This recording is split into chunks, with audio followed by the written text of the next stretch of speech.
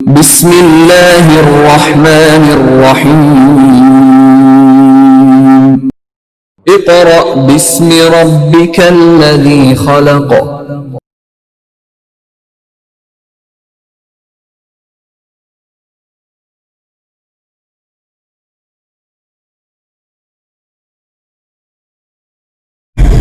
Dear students, आज हम work for day 9 से अपना नेक्स्ट लेक्चर स्टार्ट करेंगे which is endoplasmic reticulum. Students, आपको याद होगा कि हमने अपने प्रीवियस लेक्चर में प्रॉपरली माइटोकॉन्ड्रिया एंड प्लास्टिड्स की डिस्कशन की थी, जिसमें आपको याद होगा कि मैंने ये बात बताई थी कि स्टूडेंट्स, प्लास्टिड एक ऐसी ऑर्गेनेल है जो कि सिर्फ प्लांट्स में एंड प्लांट्स लाइक ऑर्गेनिजम्स में लाइक एल्गी वगैरह में पाई जाती है। ये एनिमल्स में प्रेजेंट नहीं होती। ठीक है जी। तो आज हम फर्स्ट ऑफ ऑल अपनी नेक्स्ट ऑर्गेनेल की तरफ मूव करेंगे which is endoplasmic reticulum. Students, इसके लिए फर्स्ट ऑफ ऑल मैं ये चाहूंगा कि इसको समझने के लिए आप एक डायग्राम को देख लीजिए जो कि पेज नंबर 58 पर आपको बॉटम पर नजर आ रही है। अगर आप अपने बुक के पेज नंबर 58 पर जाएंगे तो आपको टॉप पर प्लांट्स के सेल की डायग्राम और बॉटम पे एनिमल सेल की डायग्राम नजर आ रही होगी। स्टूडेंट्स, गौर करिए, बिल्कुल सेंटर में एनिमल सेल के आपको न्यूक्लियस नजर आ रहा होगा और न्यूक्लियस के इर्द गिर्द आपको येलो कलर की ट्यूब्स बने हुए यानी चैनल्स बने हुए नजर आ रही होंगे जो कि इंटरकनेक्टेड है। जितना भी येलो कलर का आपको चैनल न्यूक्लियस के सराउंडिंग नजर आ रहा है उसके ऊपर डॉट बने हुए हैं। ठीक है, वो डॉट असल में क्या हैं? वो डॉट असल में राइबोसोम्स हैं। क्या हैं? Ribosomes.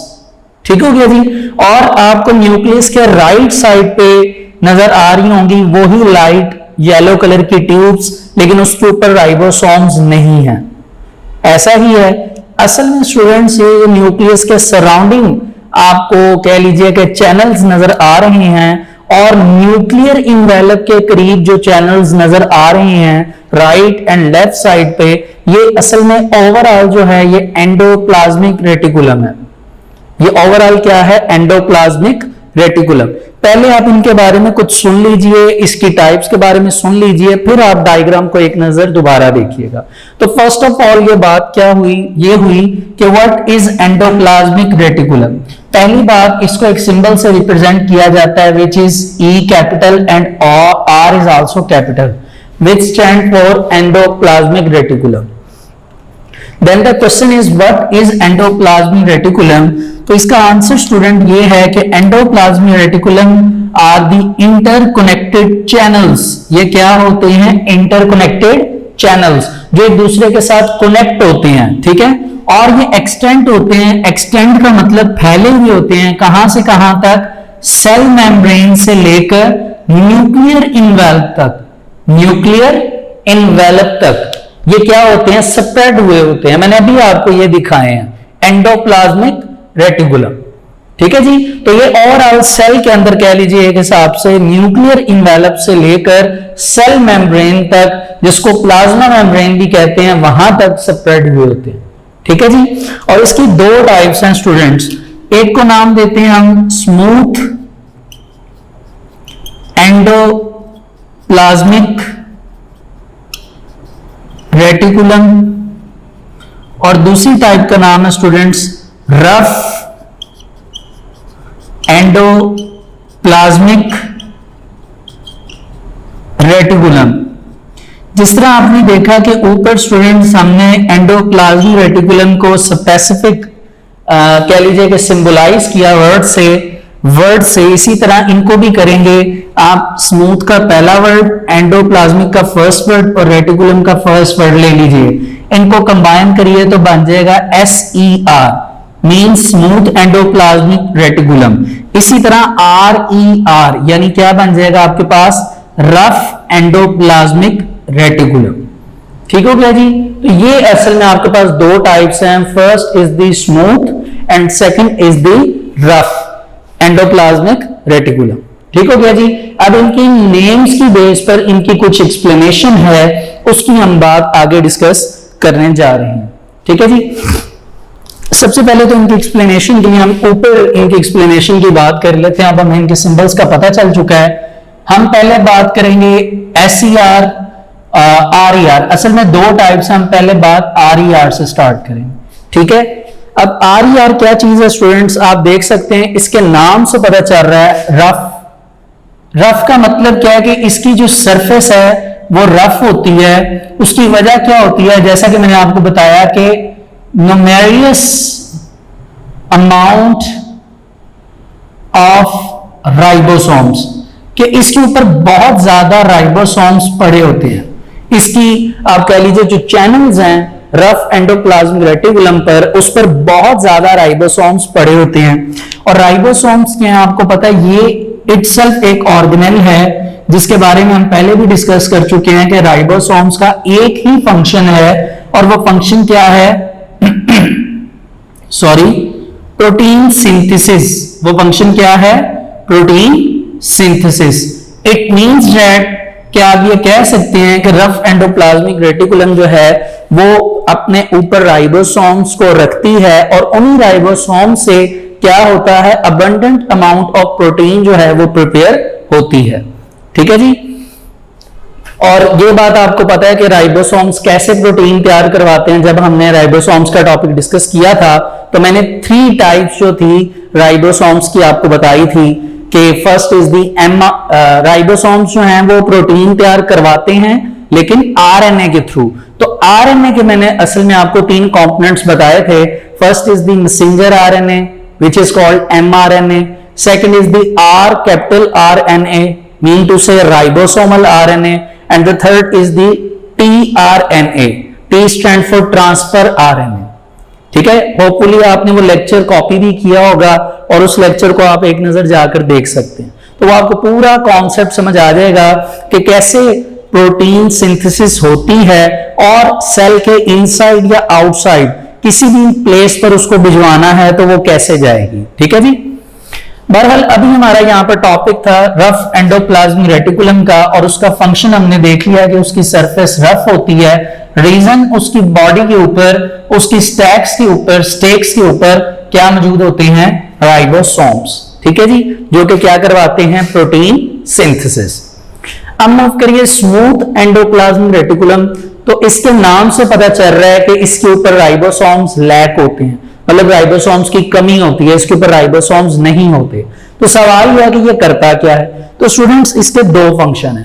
First, smooth endoplasmic reticulum जो है ये लिपिड्स की मेटाबॉलिज्म करता है। मेटाबॉलिज्म क्या होता है स्टूडेंट्स, ये आपको पहले भी बताया था। ठीक है, एक दफा फिर बता देता हूं आपको कि मेटाबॉलिज्म जो है ये वर्ड का मीनिंग क्या होता है। इस वर्ड का मीनिंग क्या है, it means that change. It means that change.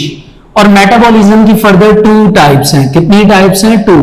First is the catabolism and second is the anabolism. ठीक है, फर्दर ये मैंने आपको बताया हुआ है कि कैटाबॉलिज्म एंड एनाबॉलिज्म क्या है। बहरहाल आप ये याद रखिए कि आपके सेल के इनसाइड लिपिड्स की मेटाबॉलिज्म स्मूथ एंडोप्लाज्मिक रेटिकुलम ने करवानी है।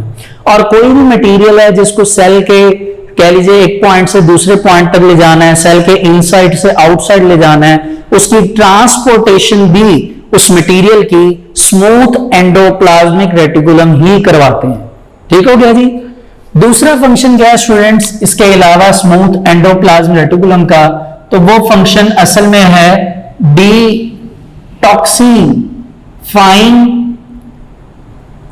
डिटॉक्सिफाइंग दी हार्मफुल मटेरियल। ठीक है, इसको जरा देख लीजिएगा, थोड़ा सा स्पेस प्रॉब्लम है।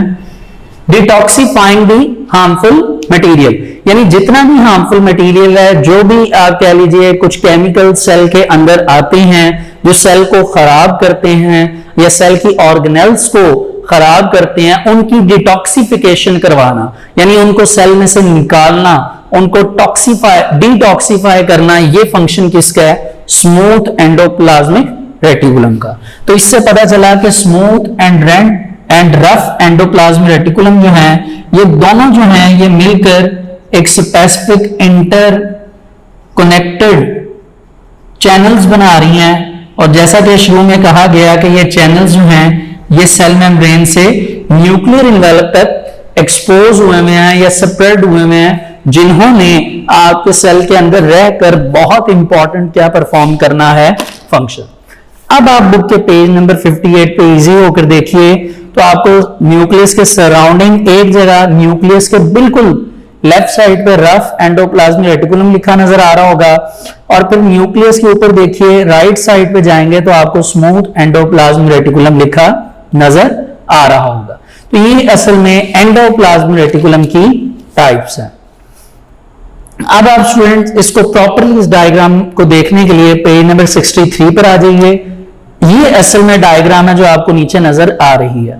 देखिए इस डायग्राम पे आपको सारा कलर जो है वो पिंक नजर आ रहा है। इसके ऊपर पिंक डायग्राम में जहां जहां स्काई ब्लू कलर के डॉट्स बने हैं, ये डॉट असल में राइबोसोम्स हैं, और जहां जहां राइबोसोम्स मौजूद हैं इट मींस दैट ये कौन सा पोर्शन है, रफ एंडोप्लाज्मिक रेटिकुलम।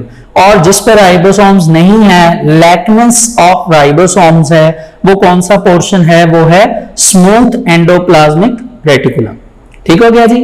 अब आइए अब हम रीडिंग करते हैं इस टॉपिक की, endoplasmic reticulum, page number 63।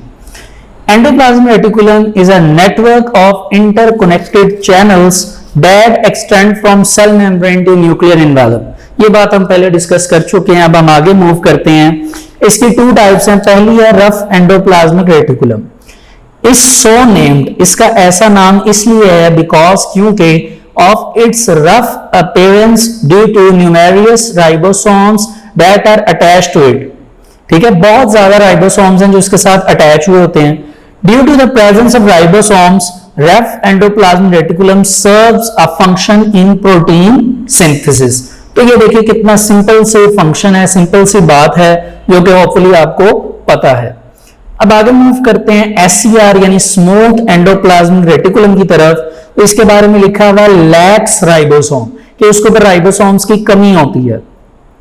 And is involved in lipid metabolism, के लिपिड मेटाबॉलिज्म करवाता है, and in the transport of materials from one part of the cell to the other, यानी एक पार्ट से दूसरे पार्ट की तरफ जो है वो सेल इन मटेरियल्स को लेकर जाता है।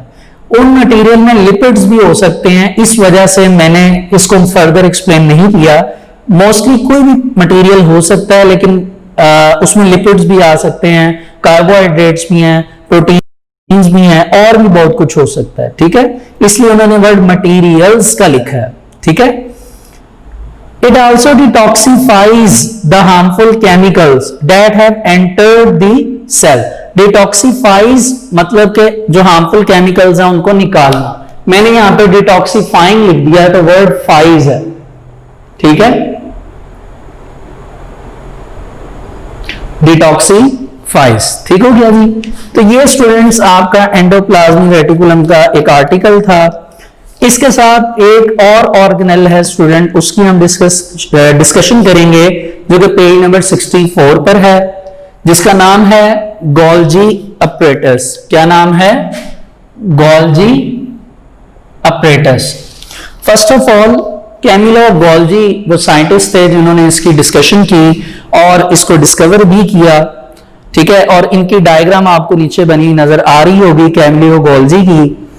दूसरी बात यह है कि स्टूडेंट्स ये जो डायग्राम है नीचे, कैमिलो गोल्जी ने जो डायग्राम गोल्जी अपरेटस की डिस्कवर की उसको नीचे ड्रॉ भी किया गया, और उसके ऊपर ये भी लिखा गया कि इनको नोबेल प्राइज मिला था 1906 में। तो ये एक इंपॉर्टेंट एमसीक्यू है। ठीक हो गया जी।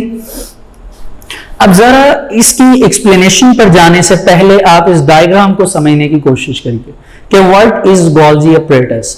ठीक है जी। पहली बात मैं आपको यह बता दूं कि गोल्जी अपरेटस जो है ये स्टेक्स पर डिपेंड कर रही है। स्टेक्स का मतलब कि ये आपको एक स्टेक नजर आ रही है, ये दूसरी, ये तीसरी। तो इसमें जो सिंगल स्टेक होती है, ये जो एक सैक लाइक स्ट्रक्चर है, ये एक ट्यूब का, इट इज कॉल्ड सिस्टर्नी। इसका क्या नाम है? सिस्टर्नी। ठीक है जी, CISTERNY। TERNAE, क्या पढ़ेंगे स्टूडेंट्स? सिस्टर्नी।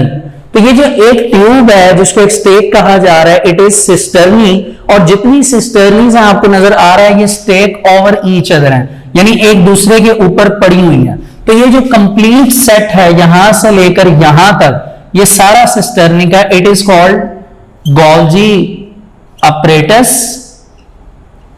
या इसको हम नाम देते हैं और गोल्जी कॉम्प्लेक्स, ठीक है, जिसको कैमिलो गोल्जी ने डिस्कवर किया।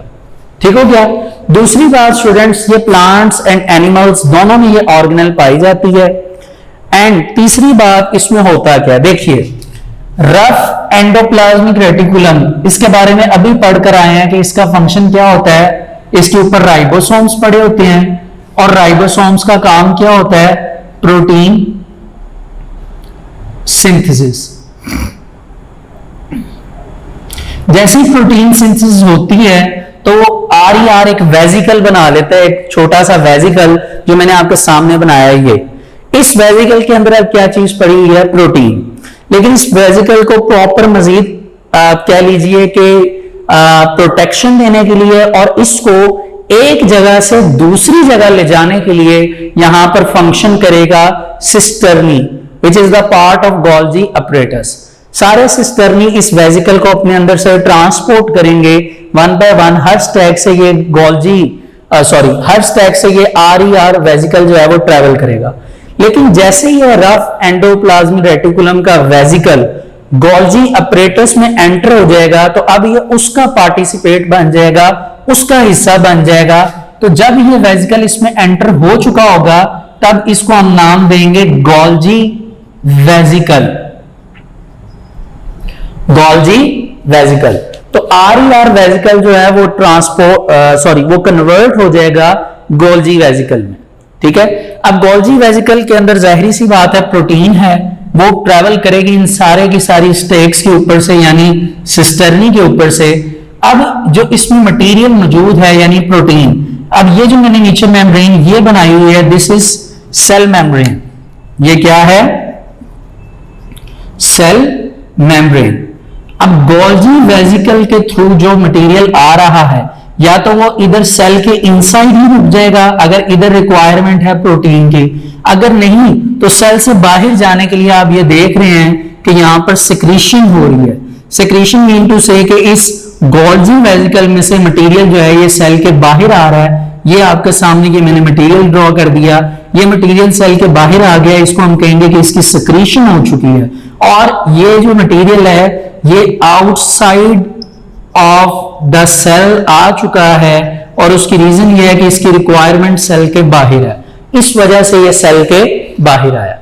तो ये देखिए कैसे RER वेजिकल से ये गोल्जी वेजिकल बना, सिस्टर्नी के अंदर से ट्रेवल किया और पूरे स्ट्रक्चर को हमने गोल्जी कॉम्प्लेक्स और अपरेटस का नाम दिया।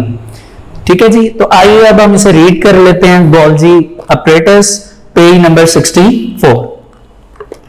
An Italian physician Camillo Golgi discovered a set of flattened sacs cisternae in cell, यानी सेल के अंदर सिस्टर्नी नाम की फ्लैटेंड सैक, फ्लैट से वर्ड निकला है, फ्लैटेंड मतलब बिल्कुल सीधी, सैक मीन थैली बनी नजर आ रही है जो इन्होंने डिस्कवर की।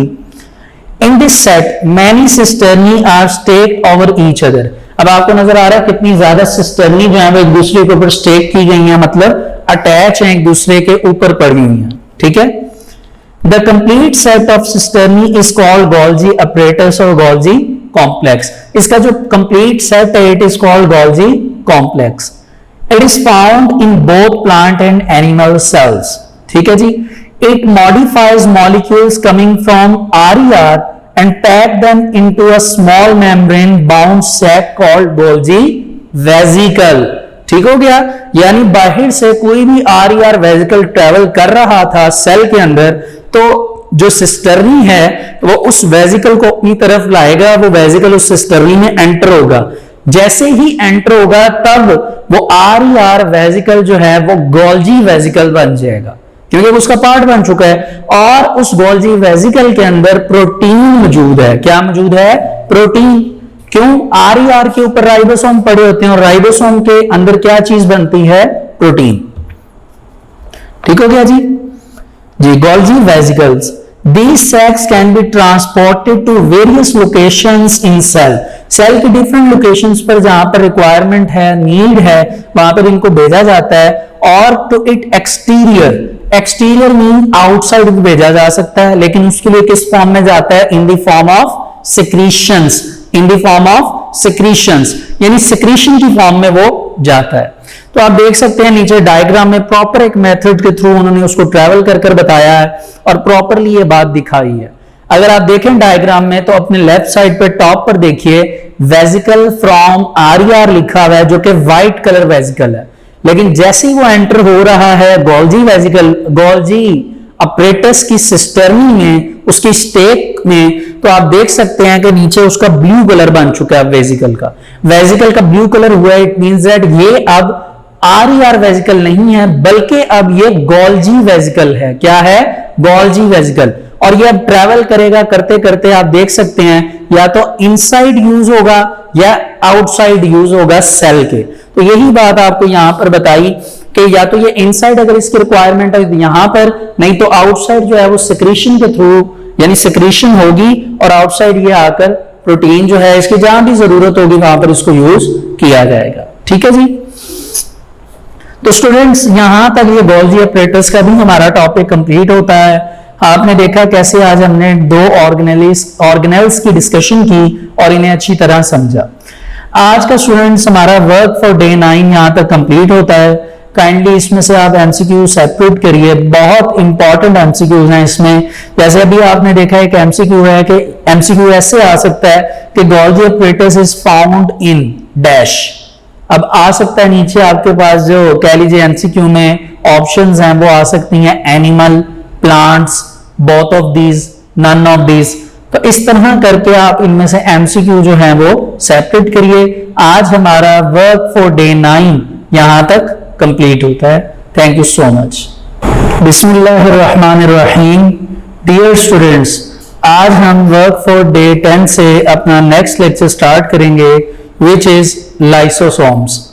स्टूडेंट्स, आपको याद होगा कि हमने अपने प्रीवियस लेक्चर में गोल्जी अपरेटस जो नाम था उसकी एक ऑर्गेनेल को डिस्कस किया था और उसी ऑर्गेनेल से रेलिवेंट जो है आज का हमारा ये टॉपिक है। कुछ उसमें से एडिशन होगी आज के लेक्चर में, फिर हमारा लेक्चर जो है वो अकॉर्डिंग टू लाइसोसोम्स जो है वो कंटिन्यू होगा। फर्स्ट ऑफ ऑल मैं आपको ये बता दूं कि एक बेल्जियन साइंटिस्ट थे जिन्होंने इस ऑर्गेनेल को डिस्कवर किया था, जिनका नाम था क्रिश्चियन रेनी डी डव। ये इनका नाम था और ये काम इन्होंने mid of the 20th century किया था। अब पहले तो हम ये देखेंगे कि असल में लाइसोसोम्स है क्या, ठीक है। फिर मैं आपको ये डायग्रामेटिकली ये बात बताऊंगा कि गोल्जी अपरेटस इससे कैसे कनेक्टेड है। ठीक हो गया जी। तो मैंने बुक्स की लाइन को ही यूज किया ताकि आपको ये अच्छी तरह समझ आ सके। तो आप लोग याद रखना, जो याद रखने वाली चीज है स्टूडेंट्स वो ये है कि लाइसोसोम्स असल में क्या है कि लाइसोसोम असल में स्ट्रॉन्ग डाइजेस्टिव एंजाइम्स हैं। ठीक है। अब स्ट्रॉन्ग का मतलब तो आप जानते हैं, डाइजेस्टिव मतलब डाइजेशन करने के लिए। एंजाइम्स क्या होते हैं आपने याद रखना है, एंजाइम्स आर कॉल्ड बायोकैटालिस्ट। बायोकैटालिस्ट क्या होता है कि ऐसे मटेरियल जो कि आपकी लाइफ में रिएक्शन को स्पीड अप कर दें। क्या कर दें? स्पीड अप, तेज कर दें, उनको हम बायोकैटालिस्ट का नाम देते हैं। Bio means life, catalyst means speed up the reactions, यानी रिएक्शन को स्पीड अप करने के लिए जो चीज जो मटेरियल इस्तेमाल होता है इट इज कॉल्ड एंजाइम। यानी लाइसोसोम असल में एक एंजाइम्स हैं बहुत ज्यादा जो कि डाइजेस्टिव हैं और स्ट्रॉन्ग डाइजेशन करते हैं। अब किस चीज की डाइजेशन होगी तो इनका काम क्या है, इनका वर्क यह है कि इन्होंने डाइजेस्ट करना होता है कि break down of food and waste material, यानी सेल के अंदर, इन दी सेल, यानी सेल के अंदर जितना भी वेस्ट मटेरियल होगा या जितना भी फूड होगा उसकी डाइजेशन जो है वो लाइसोसोम ने करनी है, और लाइसोसोम ये काम इजीली कर सकता है क्योंकि इसके पास स्ट्रॉन्ग डाइजेस्टिव एंजाइम्स मौजूद होते हैं। ठीक हो गया जी। अब आपको याद होगा जब हमने स्टूडेंट्स गोल्जी अपरेटस का टॉपिक पढ़ा था तो हमने ये कहा था कि बाहर से एक वेजिकल RER यानी रफ एंडोप्लाज्मिक रेटिकुलम का एक वेजिकल होगा राइबोसोम्स का, मतलब कि जिसके अंदर राइबोसोम्स और प्रोटीन वगैरह होगी, वो एंटर होगी एक स्टेक के ऊपर गोल्जी अपरेटस की विच इज कॉल्ड सिस्टर्नी, और जैसे ही वो एंटर होगा तो वो क्या बन चुका होगा, गोल्जी वेजिकल। इसी तरह आप अगले पेज पर देखिए तो आपको इस साइंटिस्ट की डायग्राम और उसके साथ साइंटिस्ट की वर्किंग की डायग्राम नजर आ रही होगी। लेफ्ट साइड पे पूरा गोल्जी अपरेटस बना हुआ है, उसके ऊपर देखिए गोल्जी अपरेटस बना हुआ है और उसके नीचे से एक मतलब वेजिकल बनते बनते निकल रहे हैं, और क्या लिखा हुआ है, primary lysosome. It means that कि पहले एक लाइसोसोम का वेजिकल था which is called lysosome vesicle, जो कि गोल्जी अपरेटस की सिस्टर्नी में एंटर हुआ और क्या बन गया, गोल्जी वेजिकल। ठीक है, और वो ही चलता चलता गोल्जी वेजिकल जो है वो बाहर निकला तो उसको क्या नाम दे दिया गया, प्राइमरी लाइसोसोम। क्या नाम दे दिया गया, प्राइमरी लाइसोसोम। ठीक है, यहां तक इसको याद रखिए। अब क्या होगा स्टूडेंट, अब ये होगा कि असल में अब ये लाइसोसोम तो तैयार हो चुका है, अब फूड की या वेस्ट मटेरियल की ब्रेक डाउन करना है, यानी उसको ब्रेक करना है। तो स्टूडेंट ब्रेक डाउन कैसे होगी, इसके ब्रेक डाउन का फंक्शन कुछ ऐसे होगा कि एक वैक्यूल होता है, क्या नाम है, वैक्यूल। ये टॉपिक भी आज हम डिस्कस करेंगे वैक्यूल का, आपको बोर्ड के राइट साइड पे मेंशन नजर आ रहा होगा। जो बातें मैं इधर आपको बताने लगा हूं वही बात वैक्यूल में रिपीट हुई है, इसलिए आप इधर इसको गौर से सुनिए। वैक्यूल होता है जिसके अंदर फूड भी हो सकता है, या फिर उस वैक्यूल में आप कह लीजिए कि वेस्ट मटेरियल भी हो सकता है। ठीक है, तो जिसको आप इधर नाम देंगे टारगेटेड मटेरियल। टारगेटेड मटेरियल यानी जो कि टारगेट मटेरियल है जिसके ऊपर लाइसोसोम ने क्या करना है, काम करना है। ये इसके अंदर आपको वैक्यूल के अंदर टारगेटेड मटेरियल नजर आ रहा होगा जो मैंने बना दिया है। ये फूड पार्टिकल्स भी हो सकते हैं, ये वेस्ट मटेरियल भी हो सकता है, क्योंकि सेल के इनसाइड की बात हो रही है। अब आप देखिए टारगेटेड मटेरियल जो है वैक्यूल वाला, वो प्राइमरी लाइसोसोम जिसके अंदर डाइजेस्टिव एंजाइम है, वो दोनों आपस में ऊपर जाके देखिए उसकी फ्यूजन हो गई है। फ्यूजन का मतलब क्या होता है, इसे अंडरलाइन करके लिख लीजिए। फ्यूजन मींस जुड़ना, कंबाइन होना। ठीक है, और फ्यूजन में क्या हुआ है कि देखिए स्ट्रॉन्ग डाइजेस्टिव एंजाइम ने अगले स्टेप में क्या किया कि उस जो मटेरियल था targeted material, the targeted material may be food और में बी वेस्ट मटेरियल, उसको क्या कर दिया, स्ट्रॉन्ग डाइजेस्टिव एंजाइम्स ने स्प्लिट कर दिया, यानी तोड़ दिया, छोटे छोटे पीसेस में क्या कर दिया, कन्वर्ट कर दिया। तो ये असल में इसका फंक्शन है। लाइंस तो इंग्लिश में समझ आ ही जाती हैं, मैंने डायग्रामेटिकली आपको फंक्शन बता दिया है कि फंक्शन क्या है। फंक्शन ये है कि लाइसोसोम क्या करेगा, लाइसोसोम इस वैक्यूल के साथ फ्यूज होगा। इस वैक्यूल के साथ क्या होगा, फ्यूज, उसकी फ्यूजन होगी, और फ्यूजन के वक्त फंक्शन ये होगा कि strong digestive enzymes of lysosome split और break down the targeted material. The targeted material may be food और में बी वेस्ट मटेरियल। ठीक हो गया स्टूडेंट्स, तो इस तरह लाइसोसोम जो है वो अपना फंक्शन परफॉर्म करता है। ये एक बेल्जियन साइंटिस्ट थे, क्रिस्टियन रेनी डी डव, जिन्होंने इसको डिस्कवर किया in the mid of the 20th century. ठीक हो गया जी। तो स्टूडेंट इसको तो मैं रीड नहीं करूंगा, उसकी रीजन ये है कि मोस्टली जो वर्ड्स हैं वो ही हैं जो कुछ मैंने सामने लिख दिए और कुछ मैंने आपको एक्सप्लेन कर दिए। आप इसको रीड कर लीजिए, होपफुली आपको अच्छी तरह समझ आ जाएगा। अब हम मूव करते हैं अपने नेक्स्ट आर्टिकल की तरफ, विच इज सेंट्रियोल्स। स्टूडेंट्स ये एक कह लीजिए कि इंपॉर्टेंट ऑर्गेनेल है, लेकिन इस ऑर्गेनेल की प्रॉपर डिस्कशन जो है वो हम अपने नेक्स्ट चैप्टर यानी चैप्टर नंबर 5 में जाकर करेंगे। लेकिन फिर वक्त इसके बारे में जो कुछ यहां पर एक्सप्लेन किया गया है मैं आपको वो बता देता हूं, उसको आप एज अ बेस के तौर पर अपने पास याद रखिए, उसे समझिए, ताकि आपको फिर चैप्टर नंबर 5 सेल साइकिल उसमें प्रॉब्लम ना हो। ठीक हो गया जी। तो स्टूडेंट्स व्हाट इज सेंट्रियोल? पहली बात यह है, तो इसके बारे में यहां पर ये मेंशन किया गया है कि centrioles are the hollow and cylindrical organelles. Cylindrical organelles यानी पहली बात तो ये होलो होती हैं, खोखली होती हैं, ये इनके सेंटर में कुछ भी नहीं होता।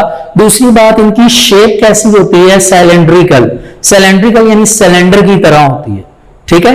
फिर इनके अगर अमाउंट के हिसाब से देखा जाए तो it is made up of 9 triplets of microtubules. 9 triplets का मतलब यह है कि 3-3 ट्यूब्स होंगी जो आपस में कंबाइन होंगी, इनको हम ट्रिपलेट्स कहेंगे। और टोटल सेक्शंस कितने होंगे? 9। यानी आप यूं कह लीजिए, फॉर एग्जांपल ये मेरे पास 3 मार्कर हैं, ये 3 ठीक है, ये एक सेक्शन बना होगा। It is triplets. 1 2 3 4 5 6 7 8 9 दफा इस तरह ये आप कह लीजिए ट्रिपलेट्स ट्यूब जो हैं ये कंबाइन करेंगी, तब जाकर क्या तैयार होंगे? सेंट्रियोल्स। और ये सारी की सारी जो ट्यूब्स हैं जिनको आप ट्रिपलेट्स का नाम दे रहे हैं, it is made up of microtubules. Microtubules. और आप जानते हैं कि माइक्रोट्यूब्यूल्स जो हैं इनमें कौन सी प्रोटीन होती है? Tubulin protein. कौन सी प्रोटीन होती है? ट्यूबुलिन। ठीक हो गया। अब आप बुक पर जरा देखिए, बुक पर डायग्राम को देखिए, आपको सिलेंड्रिकल सिलेंडर्स बने हुए नजर आ रहे होंगे 3-3 के सेक्शंस में, जिसको उन्होंने ट्रिपलेट्स माइक्रोट्यूब्यूल्स लिखा हुआ है। अगर आपको राइट साइड पे प्रॉपरली वो ट्रिपलेट्स ट्यूब बनी नजर नहीं आ रही तो लेफ्ट साइड पे देखिए, उन्होंने उसको डायग्राम को इजी करके आपको समझाने के लिए 3 कलर्स जो हैं वो बता दिए और उसका ओवरहेड स्ट्रक्चर दिखाया।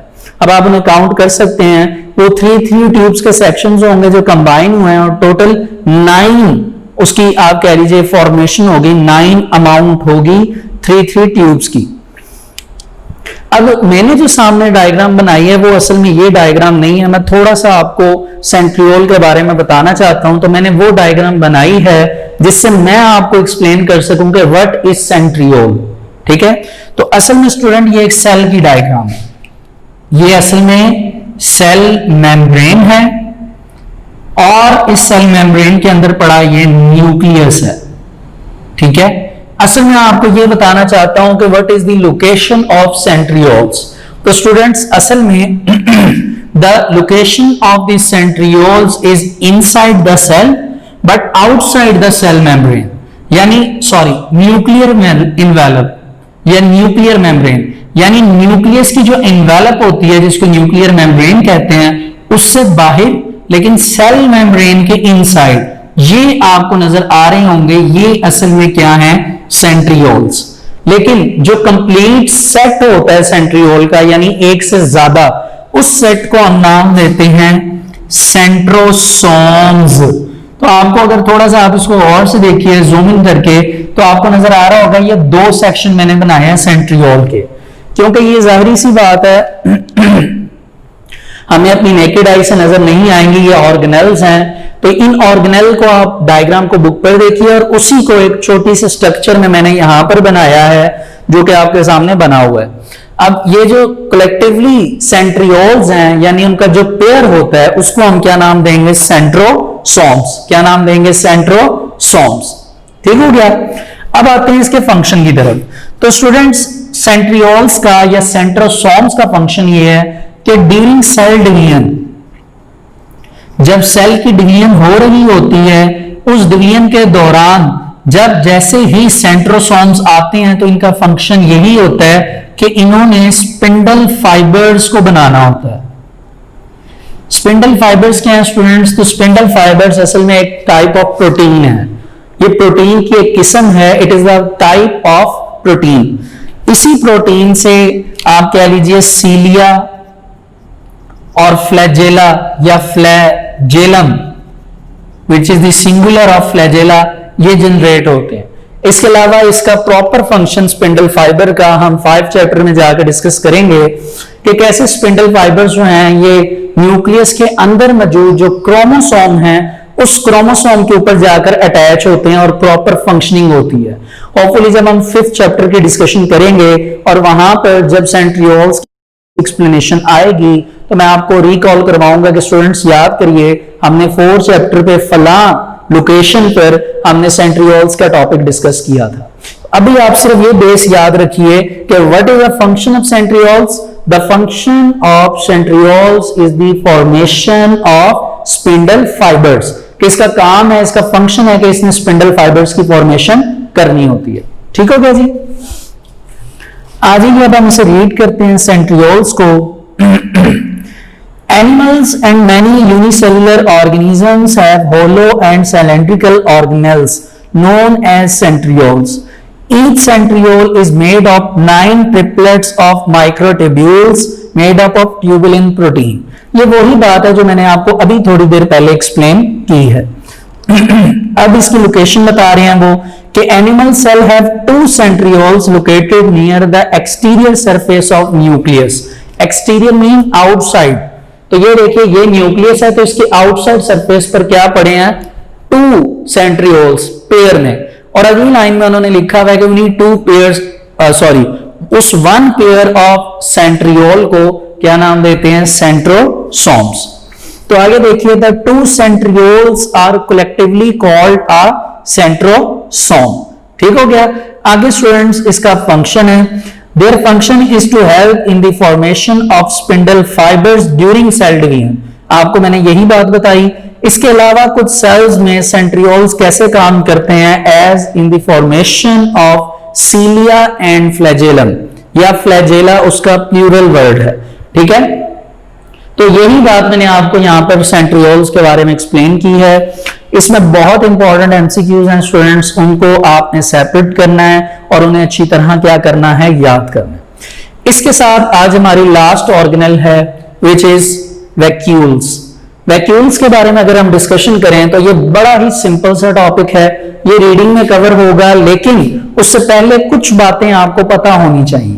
पहली बात, वैक्यूल्स जो हैं ये एनिमल सेल्स के अंदर बहुत ज्यादा होते हैं लेकिन साइज में छोटे होते हैं, स्मॉल वैक्यूल्स। ठीक हो गया। फिर अगर प्लांट्स की बात की जाए तो प्लांट सेल में आपको पता है कि अगर तो वो प्लांट सेल मैच्योर है तो उसमें आप ये जानते हैं कि वैक्यूल बिल्कुल सेंटर में आ जाता है, पानी को एब्जॉर्ब करता जाता है, जिस वजह से मैच्योर सेल ऑफ प्लांट में वैक्यूल का साइज इनलार्ज हो जाता है, बड़ा हो जाता है, और वो फिर क्या हो जाता है, टर्जिट हो जाता है, जिसको हम टर्जिटी भी कहते हैं। इसको आप पहले भी समझ भी चुके हैं प्रीवियस चैप्टर्स में और याद भी कर चुके हैं। अब जब एक्स्ट्रा वाटर प्लांट के अंदर आता जाता है, प्लांट मजीद वाटर को अपने सेल के वैक्यूल में एब्जॉर्ब नहीं कर पाता क्योंकि वो टर्जिट हो चुका है, फूल चुका है, सख्त हो चुका है। मजीद पानी अगर ऐड करेगा तो सेल का जो इंटीरियर है उसकी इनसाइड जो है वो ब्लास्ट कर देगी, वो वेस्ट हो जाएगी। तो अब प्लांट का सेल क्या करता है, उसकी ट्रांसपायरेशन स्टार्ट कर देता है। Transpiration means loss of water, पानी को लॉस करवाना शुरू कर देता है। ठीक हो गया। तो इसके अलावा वैक्यूल का एक फंक्शन यहां पर लिखा हुआ है जो कि मैंने आपको बताया था लाइसोसोम में, कि आपने देखा कि कैसे वैक्यूल आता है। अब कुछ वैक्यूल हैं जिनमें एनिमल सेल में वाटर होता है, कुछ में आप समझ लीजिए फूड होता है, कुछ में वेस्ट मटेरियल होता है। तो ये सेल के अंदर ही है, तो ये लाइसोसोम के साथ मिलकर फंक्शन परफॉर्म करते हैं। वैक्यूल का एक पॉइंट ये भी लिखा हुआ है। और आखिरी बात स्टूडेंट्स जो आपने शायद पहले ना सुनी हो, ये एक एडिशनल बात है जो कि आप हायर क्लासेस में सुनेंगे। अभी आप इसको बेस बना लीजिए, बेस बनी होगी तो आपको फिर फ्यूचर में समझने में आसानी होगी। वो बात यह है कि कुछ यूनिसेलुलर ऑर्गेनिजम्स होते हैं जो कि कंसिस्ट ही 1 सेल पे करते हैं। अब उनका एक सेल है जिस पर उनकी पूरी लाइफ डिपेंडेंट है, पूरी लाइफ उस पर चलनी है, तो उस एक सेल के लिए अब कोई एक्स्ट्रा स्ट्रक्चर या एक्स्ट्रा आप कह लीजिए कि कोई सिस्टम नहीं होता कि वो अपनी बॉडी से वेस्ट को एलिमिनेट कर सके। इसीलिए इनकी बॉडी के अंदर जो यूनिसेलुलर ऑर्गेनिजम्स हैं उनकी बॉडी के अंदर एक वैक्यूल पाया जाता है, एक या एक से ज्यादा हो सकते हैं, which is called contractile vacuole. और ये कॉन्ट्रैक्टाइल वैक्यूल इन यूनिसेलुलर ऑर्गेनिजम्स की बॉडी में वेस्ट को एलिमिनेट करने के लिए यानी निकालने के लिए इस्तेमाल किया जाता है। तो इसके बारे में मैंने कुछ लिखा हुआ है। थर्ड पॉइंट है ये कि यूनिसेलुलर ऑर्गेनिज्म की बॉडी में कॉन्ट्रैक्टाइल वैक्यूल होता है जो कि इनकी बॉडी से वेस्ट को एलिमिनेट करने में मदद करता है। बाकी स्टूडेंट्स हम अगर इसकी रीडिंग कर लें तो यही बातें जो लिखी हुई हैं मैंने आपको एक्सप्लेन की हैं। आइए देखते हैं, रीड करते हैं। Vacuole, page number 65। Vacuoles are fluid-filled single membrane bound organelles. इनमें फ्लूइड होता है, filled मतलब उस फ्लूइड से भरी होती हैं, और मेम्ब्रेन कैसी है? Single. Cell have many small vacuole in their cytoplasm. ये किन सेल्स की बात हो रही है? एनिमल्स की। However, when a plant cell matures, its small vacuoles absorb water and fuse to a very small large vacuole in center. यानी वो पानी अब्सॉर्ब करके एक सेंटर में आ जाता है और लार्ज वैक्यूल बन जाता है। Cell in it state becomes turgid, और तब उसका जो सेल है वो क्या हो जाता है? टर्जिड है, यानी फूल जाता है। Many cells take in materials from outside in the form of food vacuole and then digest the material with the help of lysosomes. कुछ सेल ऐसे हैं, वो मैं आपको उधर एक्सप्लेन कर चुका हूं, जो कि अपने अंदर फूड को या वेस्ट मटेरियल्स को एब्जॉर्ब करवा लेते हैं और वो वैक्यूल बन जाता है टारगेटेड वैक्यूल। उसमें टारगेटेड मटेरियल होता है, ये फूड भी हो सकता है, वेस्ट मटेरियल भी हो सकता है। ठीक है, फिर इसके साथ आता है लाइसोसोम, वो फ्यूज होता है और सारी प्रोसीजरिंग होती है, जो कि मैं आपको लाइसोसोम के टॉपिक में बता चुका हूं। ठीक है जी। Some unicellular organisms use the contractile vacuole for the elimination of the wastes from their bodies. तो ये बात मैंने आपको भी थोड़ी देर पहले बताई है कि स्टूडेंट्स ये एक एडिशनल बात है जो कि आप इस साल सुन रहे हैं, इसकी कोई फर्दर एक्सप्लेनेशन नहीं है। या आप इन फ्यूचर जाकर हायर स्टडीज में इसकी डिस्कशन करेंगे, इसको सुनेंगे, इसके बारे में मजीद इलेबोरेशन होगी। लेकिन फिल वक्त आपने याद रखना है कि कुछ यूनिसेलुलर ऑर्गेनिज्म अपनी बॉडी में कॉन्ट्रैक्टाइल वैक्यूल को रखते हैं ताकि वो अपनी बॉडी से वेस्ट को एलिमिनेट कर सके। यहां पर सिर्फ एक सवाल आपसे पूछा जा सकता है इस लेवल पे कि क्यों कॉन्ट्रैक्टाइल वैक्यूल अवेलेबल है, तो उसका आंसर बहुत सिंपल है, मैं आपको वैसे दे भी चुका हूं कि क्योंकि वो यूनिसेलुलर है, एक सेल पे डिपेंड है, उनकी पूरी जिंदगी की एक्टिविटी एक सेल पर चल रही है, तो उनकी बॉडी में कोई एडिशनल ऑर्गन सिस्टम लेवल नहीं होगा जिस तरह हमारी बॉडी में होता है कि वेस्टेज को या वेस्ट को एलिमिनेट करवाया जा सके। इस वजह से उनकी बॉडी में जो वैक्यूल है वो ये काम करता है। ठीक है जी। तो बहरहाल स्टूडेंट्स, आज हम अपना जो लेक्चर है, जो वर्क फॉर डे 10 है, वो आज इस वैक्यूल के टॉपिक तक कंप्लीट करते हैं। मैं अगेन आपसे रिक्वेस्ट करूंगा कि काइंडली इन टॉपिक्स तक जितने भी एमसीक्यूज हैं इंपॉर्टेंट, आप उन्हें सेपरेट कर लीजिए और उन एमसीक्यूज को याद करिए। उसके अलावा ये जितने भी अभी हमारे स्ट्रक्चर्स हमने पढ़े लेक्चर 9 में, वर्क फॉर डे 10 में, उनको आपने शॉर्ट क्वेश्चंस के तौर पर याद करना है। ये शॉर्ट क्वेश्चंस आते हैं और इनमें से एमसीक्यूज को सेपरेट करना है। बहरहाल आज हम अपना वर्क फॉर डे 10 यहां तक कंप्लीट करते हैं। Thank you so much.